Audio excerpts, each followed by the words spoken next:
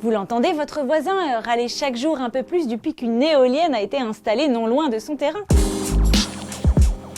Le 10 mars dernier, une nouvelle loi relative à la production d'énergie renouvelable a été promulguée en France. Son but ? Renforcer la capacité de la France à faire face à la crise climatique et à la crise énergétique en développant notamment l'éolien. Alors l'énergie éolienne, bonne ou mauvaise solution ? Je vais être très clair, si on veut atteindre notre sobriété et nos objectifs 2050, on devra faire de l'éolien sur Terre.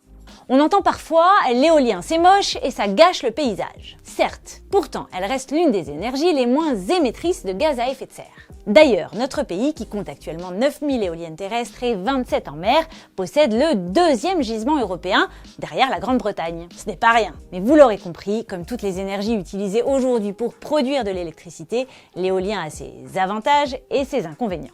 Et aussi ses détracteurs et ses supporters. On fait le point. Nous devons collectivement avoir conscience que la sobriété n'est pas une mode le temps d'un hiver. C'est une nouvelle manière de penser et de faire. Nous voulons baisser notre consommation énergétique de 40% d'ici 2050. L'empreinte carbone d'une éolienne est quasi nulle.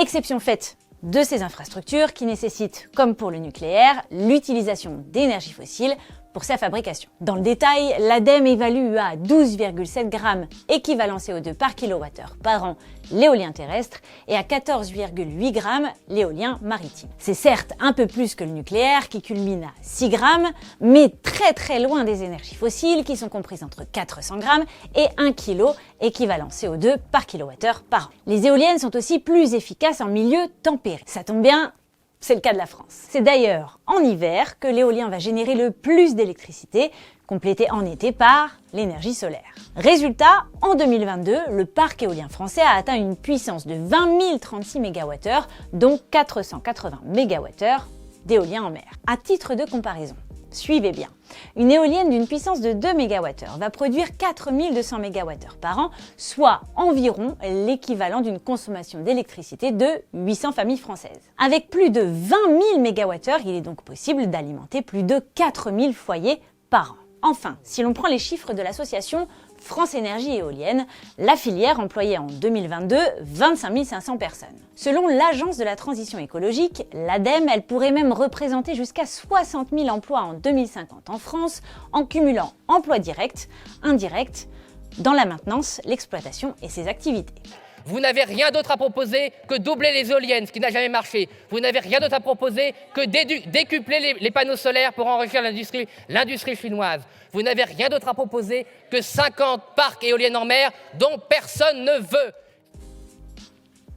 Vous l'entendez, votre voisin râler chaque jour un peu plus depuis qu'une éolienne a été installée non loin de son terrain ? C'est un fait, l'installation d'éoliennes fait régulièrement l'objet de recours en justice de la part d'associations et de collectifs d'habitants qui pointent du doigt sa pollution visuelle et sonore.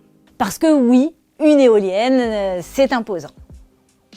Le diamètre de son rotor, cette pièce qui permet à l'éolienne de tourner, est comprise entre 80 et 110 mètres. Son mât fait lui entre 80 et 100 mètres, enfin sa hauteur totale est comprise entre 120 et 155 mètres. Et oui. Elle comporte également un spot lumineux qui permet de signaler son emplacement, même la nuit. Les éoliennes se voient de loin. La pollution sonore est également au cœur des débats. L'Agence française de sécurité sanitaire, l'ANSES, a pourtant publié plusieurs études, l'une en 2007, l'autre en 2013 puis en 2017, qui ont démontré que le son d'une éolienne ne dépassait pas 35 décibels à 500 mètres de distance, soit l'équivalent du bruit ambiant d'une rue avec très peu de passages. Autre point, si les éoliennes émettent certes très peu de gaz à effet de serre, elles fonctionnent par intermittence. C'est-à-dire qu'elles ne peuvent produire de l'énergie que si le vent souffle à minimum 15 km/h.